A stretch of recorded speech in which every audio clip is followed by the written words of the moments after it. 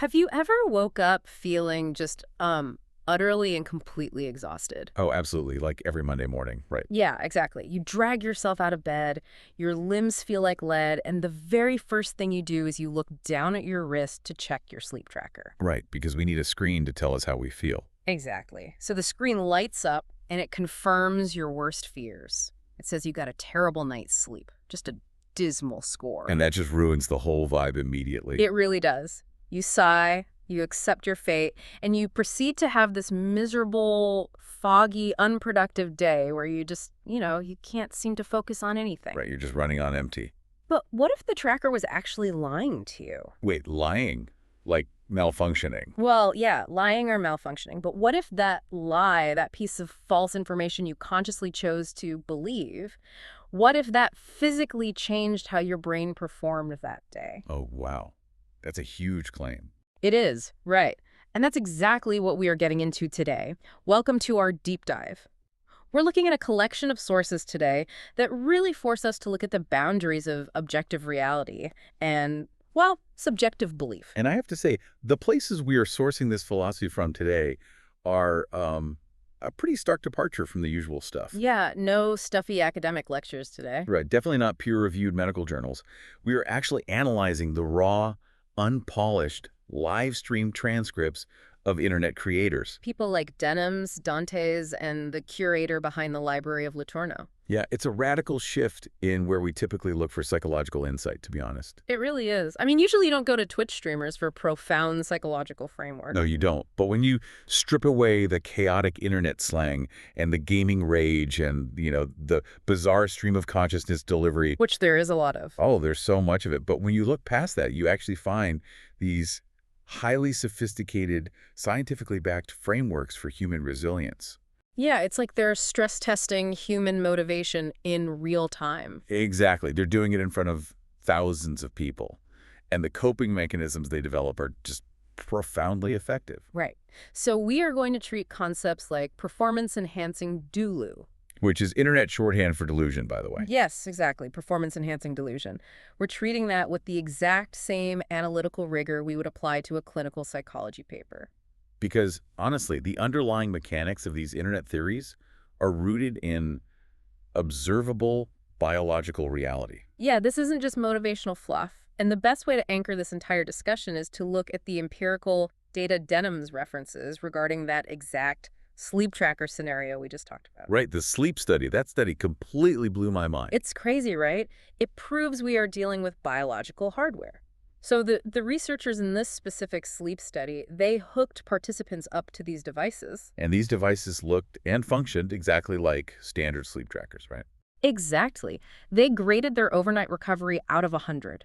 But the data handed back to the participants the next morning was completely fabricated. So they just lied to them. Totally lied. It was actively decoupled from their actual physiological sleep quality. They created this brilliant, highly manipulative, double-blind scenario just to isolate the variable of belief. Right. So you had one cohort who slept horribly, like frequent awakenings, minimal REM sleep, just awful. But the researchers handed them their fabricated data and assured them they had achieved phenomenal, deeply restorative rest. Yeah, they were like, congratulations, you slept perfectly. And then you have the counter cohort. These people slept perfectly, uninterrupted, high-quality sleep. But they were told their data was abysmal.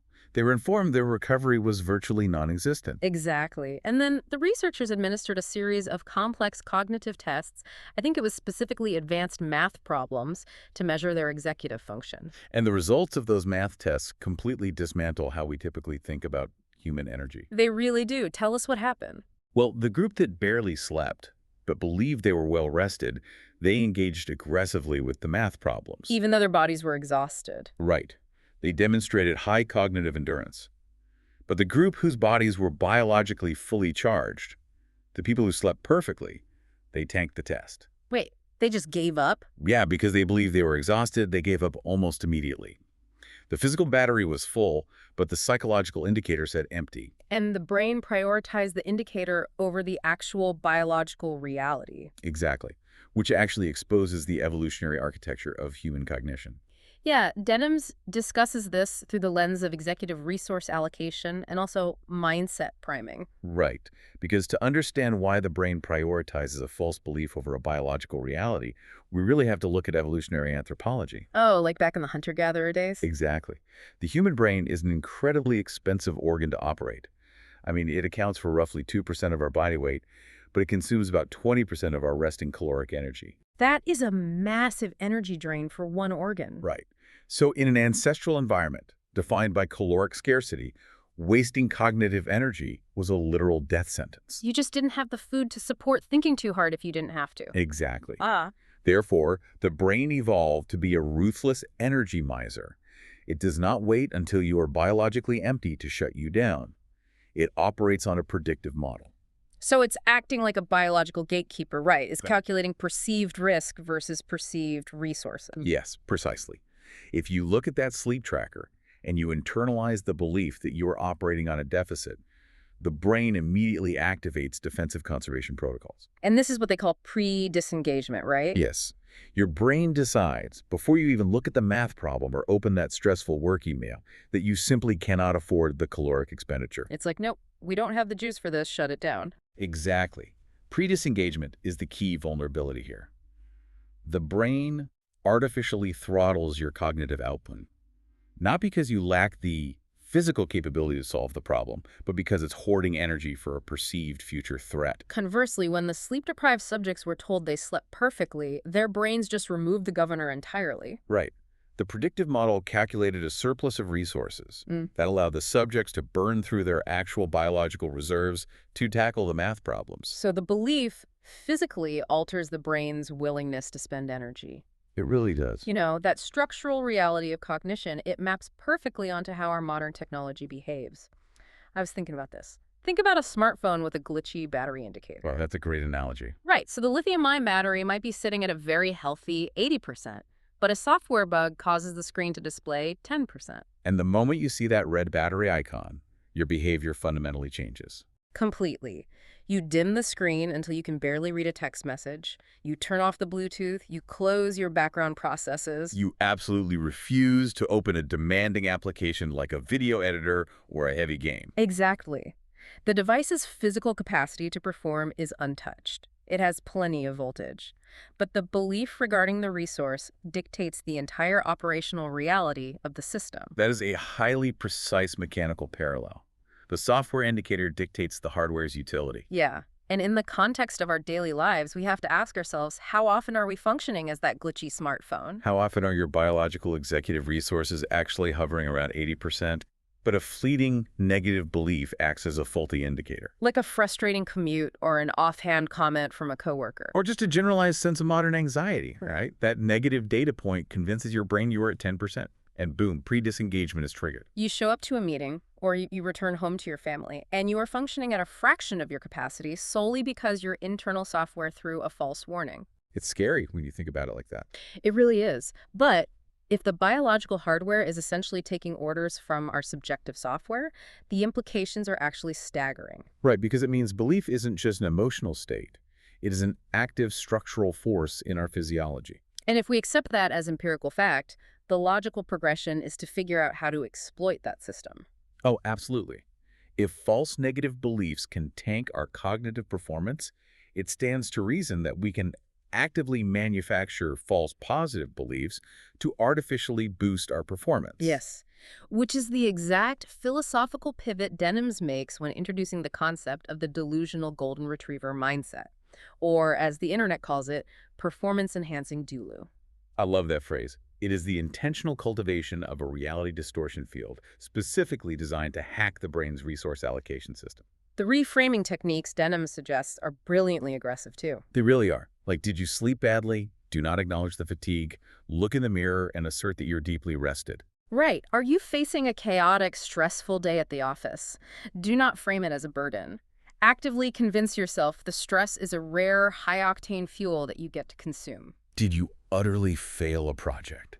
reframe the catastrophe as the universe hand-delivering you highly valuable proprietary data. You are taking situations that would normally trigger pre-disengagement and aggressively recoding them as resource surpluses. And to fully appreciate the mechanics of this performance-enhancing Dulu, we really have to acknowledge the surreal digital ecosystem that bred it. Yeah, the context is wild. Denims is delivering this sophisticated cognitive behavioral framework to a live audience. Right. And then mid-sentence, she abruptly flashes a photoshopped image of the YouTuber Markiplier on screen. A very bizarre, heavily photoshopped image, I should add. Yes, very bizarre. And she told the audience to just ignore it, and then seamlessly resumes analyzing executive resource allocation. It's so jarring. But this kind of absurdist context isn't just internet noise. It's actually a reflection of the philosophy itself. So, Well, the internet is fundamentally chaotic and unpredictable, right? If you try to navigate a surreal, hyper-stimulating environment with a rigid, literal interpretation of reality, you're going to be constantly overwhelmed. oh, I see what you mean. The absurdity is the point. Exactly.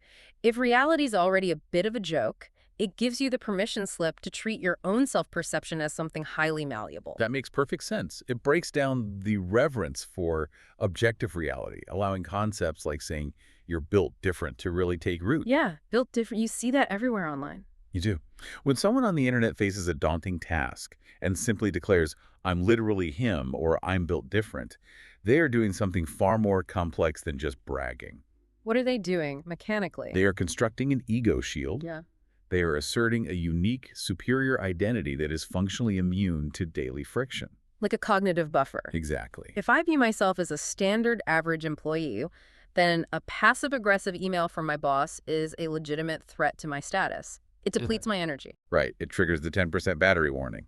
But if I have fully internalized the persona of someone who is fundamentally unbothered, a delusional golden retriever, that email just bounces off. It doesn't register as a threat because your artificial persona simply doesn't recognize it as one. But I have to play the skeptic here for a second.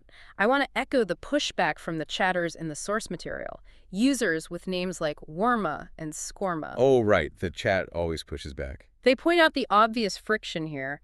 Isn't this just a rebranding of toxic positivity? That's a very fair question. Because if I am objectively failing and I tell myself I'm doing great, isn't that just a pathological denial of reality?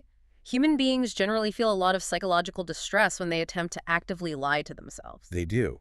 But the distinction between pathological denial and strategic reframing is the fulcrum of this entire philosophy. Okay, so where is the line? The source material is very careful to draw that boundary.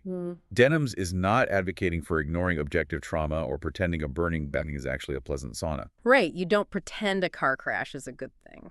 Exactly. You do not reframe the event as inherently good. You reframe the struggle as beneficial. You acknowledge the friction, but you dictate its meaning. So the goal of this Dulu is not to achieve a state of permanent, blissful ignorance. No, the goal is entirely tactical.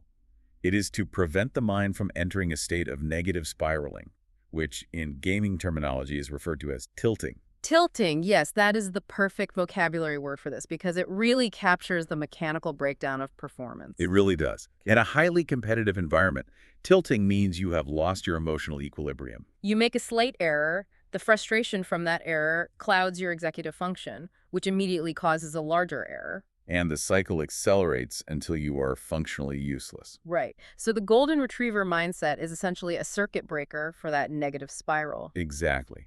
Because succumbing to the reality of a bad situation offers zero strategic value. None at all.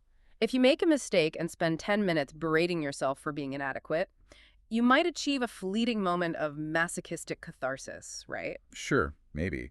But you have guaranteed your subsequent performance will be worse. Because your brain is now allocating resources to processing negative emotion rather than solving the problem in front of you. Performance-enhancing Dulu is the active refusal to fund that negative spiral. It's prioritizing operational continuity over emotional honesty. You aren't wearing rose-colored glasses because they look nice. You're wearing them because staring directly at the bleak reality of your own incompetence will blind you and cause you to crash the car. That's a great way to put it. But that logic eventually collides with a massive wall. What wall is that? Well, reframing a bad mood or a stressful morning is one thing, but what happens when you encounter an undeniable, literal failure? Ah, yes. The brick wall of reality. You attempt a task and you objectively do not succeed. How do we digest undeniable failure without breaking the delusion and spiraling into a tilt? To process objective failure without shattering the ego shield, the source material introduces an incredibly grounding biological analogy: the mechanics of weightlifting. Weightlifting, yes. It moves the concept of failure from the realm of the psychological into the realm of the physical, where the rules of adaptation are much clearer. The weightlifting analogy provides the structural blueprint for this entire philosophy. So let's break that down. Imagine a scenario in the gym. You are attempting 3 sets of 12 reps on the bench press. Right. And you are pushing a slightly heavier weight today, moving from, say, 50 pounds to 52 pounds. Okay, so you execute the first 10 reps. The 11th rep begins. You push with everything you have, and the bar simply stops moving. Your muscles give out. The weight descends. By every standard definition of the word, you have failed the task. And in almost any corporate or academic setting, stopping short of the stated goal is penalized. It's viewed as a deficit. But the biological reality of physical training completely inverts that societal definition of failure. In weightlifting, training to failure is not an accident, right? It is the deliberate, intended target. Exactly. When you fail on that 11th rep, it is not an indication of weakness. It is the exact, precise moment that micro tears are occurring in your muscle fibers. You are actively, biologically getting stronger in the exact fraction of a second that you are failing to move the weight.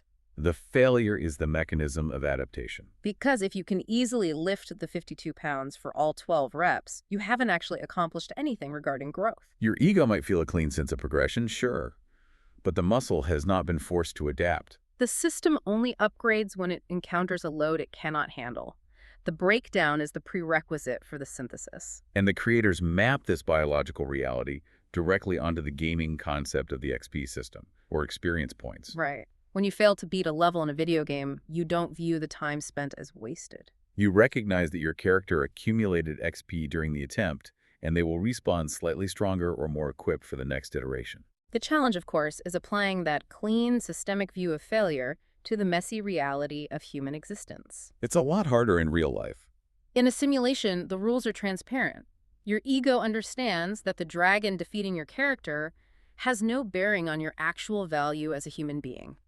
The illusion of permanence is removed. But in reality, our egos are aggressively attached to the outcomes of our actions. We conflate a failed strategy with a failed identity. We don't say, my approach to this job interview lacked efficiency. We say, I am not good enough for this career. Exactly. But the beauty of the weightlifting analogy is that it forces a separation between the ego and the action. You don't judge your bicep as morally deficient because it failed on the 11th rep. No, you simply acknowledge its current mechanical threshold and understand that the threshold just increased slightly due to the friction. So if we extrapolate this 3 sets of 12 mentality to an intellectual or social pursuit, it completely changes the victory condition. It requires you to systematically redefine what constitutes a rep in your daily life. Let's do an example. Suppose you are trying to learn a complex new coding language or a foreign spoken language. A rep might be attempting to write a specific script or ordering a coffee in that foreign language. And you inevitably stumble. Your code throws a syntax error, or you use the wrong verb tense, and the barista looks entirely confused. You have objectively failed the interaction. But if you're operating on the XP system, you don't retreat from that failure in humiliation. You analyze the friction point. You recognize that you used the past tense instead of the present conditional. Boom, you just gained 10 XP in conversational syntax. Your social and cognitive muscles just experienced a micro tear. You go into the cafe the next day not with the expectation of flawless execution, but with the specific goal of failing slightly further along the conversational tree than you did yesterday. The failure itself becomes a target metric for success. It is a brilliant mechanism for individual progression, but the philosophy faces its ultimate stress test when you remove individual agency. Right. What happens when you are trapped in a failing system alongside other people, and the mathematical odds of success are virtually zero? This brings us to a wildly entertaining yet deeply philosophical segment from our sources involving the streamer Dantes and the team-based video game League of Legends. Ah, League of Legends.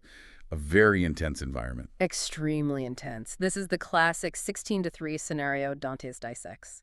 For context, in this specific match, Dante's team has 3 points and the enemy team has 16. It is a catastrophic, mathematically guaranteed defeat. In a scenario this grim, the game actually provides a surrender mechanism. A vote pops up and logic dictates you vote yes, save the remaining 10 minutes of your life, and queue up for a fresh game. Yet Dante's advocates for a fanatical, absolute refusal to ever hit the surrender button. Never surrender. And his first justification for this refusal is driven by pure, unadulterated spite. It is a deeply internet-flavored rationale. Dante's argues that if your team is losing because a specific teammate was toxic, lazy, or attempted to quit early. Which happens all the time in these games. All the time.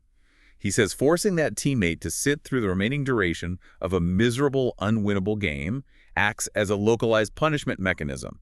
You are denying them the relief of a quick exit. He explicitly frames it as inflicting psychic damage. You don't get the easy way out. Stay for the full 10 minutes, loser. It's utilizing the agonizing duration of the loss as a weapon against your own team. While that is hilarious and deeply petty, it's his second reason for never surrendering that elevates this to a profound philosophical stance. The second reason is an unwavering reliance on statistical anomaly. The core belief that the timeline is never fully closed until the game forces it closed. Dante's articulates this through the lens of extreme external factors. He points out that the opponent who is currently dominating the game might experience a sudden, catastrophic internet outage. Or, as he darkly hypothesizes, there's a non-zero probability that an armed robber could violently break into the opponent's house mid-match, forcing them to physically abandon their computer. Yes, the armed robber probability. It's incredibly dark humor, but it perfectly illustrates the psychological leap required to maintain a 100% winnable mindset in a 16-3 reality. He is actively acknowledging that he, as the player, is not the sole author of the universe. There are infinite, chaotic variables operating outside of his control. When you voluntarily hit the surrender button, you're taking a definitive action that collapses the wave function of the game. You reduce the probability of a miraculous victory from a fraction of a percent down to absolute mathematical zero. You are officially closing the timeline. But by stubbornly refusing to surrender, even in the face of overwhelming empirical evidence that you have lost, You are keeping a microscopic window open for the unpredictable, chaotic nature of reality to intervene on your behalf. I have to challenge the utility of this, though, because as a listener managing a busy life, time is the ultimate scarce resource. Of course, time is money. Right. So why spend 10 precious minutes suffering in a 16-3 game just to hold out for a lightning strike? If we apply this to the real world, it sounds suspiciously like the sunk cost fallacy. I can see why you'd say that. It's the equivalent of sitting in a movie theater for 2 hours watching a fundamentally broken, boring film and refusing to walk out because there is a 0.01% chance the final scene retroactively turns it into a masterpiece. Aren't we just romanticizing a waste of time? That is the strictly utilitarian pushback. And on a micro level, you are correct. Okay, but on a macro level. If we connect this refusal to surrender back to the golden retriever mindset and the concept of executive resource allocation, the true value reveals itself. Oh, I see. It is not about winning that specific doomed match of League of Legends, just as it's not about redeeming the bad movie. It is entirely about the physical neurology of habituation. You're talking about the myelination of neural pathways. Precisely. Every single time you encounter friction, look at the bleak odds, and voluntarily choose to hit the surrender button, you are actively strengthening the neural pathway associated with capitulation. You are training your brain's predictive model to pre-disengage earlier and earlier in the face of adversity. Yes. If you practice quitting in a low-stakes digital simulation, that neural pathway becomes the path of least resistance. So you will subconsciously deploy that same surrender mechanism when a long-term project at work gets complicated or when a personal relationship enters a difficult phase. Exactly. You are literally programming your own internal battery indicator to flash 10% the moment the score drops. So Dante's is holding out for the armed robber not because he genuinely expects it to happen. No, of course not. He's doing it because the physical act of refusing to quit acts as resistance training for his mental resilience. He is refusing to fund the neural pathway of surrender. It's brilliant when you break it down like that. This brings us to a crucial bridge in the source material. We have these extreme high-concept digital frameworks, harvesting XP from failure, weaponizing delusion, banking on reality-bending anomalies. Right, very digital concepts. How does the internet translate these abstract concepts into solutions for raw, analog human struggles? Things like severe social anxiety or learning a tangible physical skill? The creators tackle these fundamental human experiences with an almost jarring bluntness, actually. Let's talk about social anxiety first. When addressing the debilitating paralysis of social anxiety, the advice presented in the transcripts eschews deep psychoanalysis in favor of aggressive behavioral activation. The methodology is essentially to adopt a persona on steroids. You consciously tell yourself, I am now the coolest person in this room, and therefore I am going to go initiate conversation. Which, on the surface, sounds a bit dismissive. It does sound like just get over it. Right. To someone who genuinely suffers from the physiological symptoms of social anxiety, the racing heart, the blank mind telling them to just pretend to be cool borders on insulting. But if we dig into the clinical psychology of behavioral activation, it's actually a highly effective mechanism for bypassing a hijacked amygdala. How does that work? Well, when social anxiety peaks, your internal narrative is overwhelmingly self-referential and negative. Your executive function is consumed by monitoring your own perceived deficits. You're just thinking about how awkward you are. Exactly. By forcing yourself to adopt the artificial persona of the coolest person in the room, you are essentially running a script that temporarily overrides your broken ego. You are acting out a predefined set of behaviors associated with confidence. And the mechanism of action here is the external feedback loop. The world typically responds positively to the confidence script. People smile back, they engage in the conversation. Right. That positive external data is then processed by your brain, retroactively providing empirical evidence that you are, in fact, safe and accepted, which begins to genuinely dismantle the anxiety. So you are artificially generating the behavior to organically harvest the result. Yes. And the source material applies this exact same mechanical reductionism to the development of hard skills, too. Like drawing, right? A user in the chat expresses despair over their inability to draw, treating artistic talent as some innate mystical endowment they simply lack. Denham's responds by completely demystifying the process. She says, can you physically move a pencil across a piece of paper? If the answer is yes, then you possess the capacity to draw. The rest is simply motor cortex repetition. Now draw every day. We frequently use the concept of innate talent as a socially acceptable excuse to pre-disengage. Yes, if we define art as magic, we don't have to feel bad when we can't cast the spell. But by reducing the complex act of drawing to the mechanical friction of graphite against cellulose, the philosophy forces the individual to recognize that the only actual barrier is a lack of accumulated XP. It is the weightlifting analogy applied to fine motor skills. But the chat immediately identifies the structural flaw in this entire fake it till you make it architecture. Yes, the ultimate question. A user asks, what if you genuinely cannot cross the threshold of pretending? What if you are so depleted that you cannot muster the energy to lie to yourself about being the coolest person in the room or being capable of daily practice? Denham's responds by invoking a famous quote from the anime Gurren Lagann. She says, have a Naruto mindset. Believe in the me that believes in you. Which highlights a profound sociological reality within this internet culture. It does. The creators advocating for this aggressive, almost manic positivity are rarely people who have lived sheltered, frictionless lives. The performance-enhancing Dulu is not the naive optimism of someone who doesn't understand how harsh the world is. It is a hardened post-traumatic survival mechanism. When you have navigated severe depression or systemic failure, you recognize that passive realism is a luxury that will kill you. When I first heard the phrase, believe in the me that believes in you, I kind of dismissed it as anime melodrama. It sounds a bit cheesy out of context. It does. But when you map that concept onto the structural realities of human development, it perfectly describes the scaffolding of executive function. It is the foundational premise of cognitive behavioral therapy, effective mentorship, and even parenting. Let's explore that mechanism. When an individual is in a state of deep despair or total paralysis, their internal locus of control is shattered. The battery is completely dead. They cannot physically generate the neurochemical spark required to initiate an optimistic action. Right, so asking them to believe in themselves is like asking a car with a dead battery to turn over. Precisely. So what an effective therapist or a streamer talking to a depressed chat does is provide a pair of psychological jumper cables. They say, I acknowledge that your internal belief system is currently offline. You do not have to generate the belief. I have a surplus of belief in your potential. I am loaning it to you. I want you to operate your machinery using my battery for a little while. You outsource your executive function to an external source until you accumulate enough positive reps, enough XP, to charge your own internal battery and generate the belief yourself. It is the temporary, necessary outsourcing of hope. Which perfectly sets the stage for the climax of our deep dive.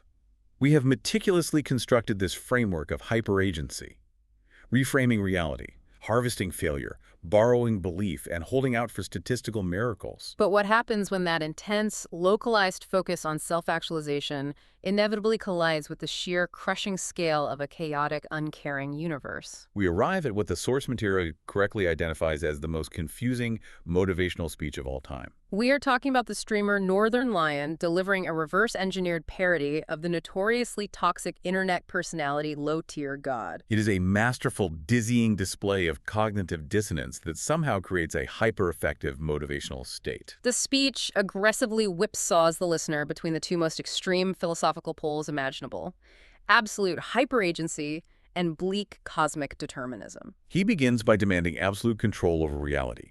He commands the audience to lock in, asserting that the world is a playground designed for you and only you to achieve your highest level ambitions. He pairs this megalomaniacal worldview with hyper-specific, almost unhinged biohacking directives, Screaming about duct taping your mouth shut while you sleep to optimize nasal breathing. and strictly delaying your morning coffee by exactly 90 minutes to master your adenosine receptors. It is the ultimate manifestation of the built different ego shield. The belief that through sheer, unrelenting force of will and microscopic lifestyle optimizations, you can bend the arc of the universe to your specific desires. But then, without taking a breath, he pivots 180 degrees into the most crushing existential nihilism. He stares into the camera and declines, "Your actions impact nothing. Your fate is entirely predetermined. You are a mathematical rounding error." You are 2 pennies on a Fortune 500 company's balance sheet. You mean absolutely nothing to God. He argues that the random geographic and socioeconomic circumstances of your birth dictate your entire trajectory, rendering all your duct taping and coffee delaying utterly moot. The paradox is violent. How can a human mind simultaneously hold the belief that they are an unstoppable force capable of dominating reality via mouth tape, while actively acknowledging they are a meaningless speck of dust in a predetermined void? And more importantly, why does the collision of these two opposing philosophies leave the listener feeling deeply, powerfully motivated to take action? It took me a long time to unpack the mechanism here, but it comes down to the psychological release valve created by the paradox. Let's isolate the two halves. Okay, let's start with hyperagency. If you only ever operate under the philosophy of hyperagency, if you truly believe that every single outcome in your life, your wealth, your relationships, your happiness, is 100% reliant on your daily optimizations, the psychological pressure is unsustainable. The ego becomes terrified of making a single mistake.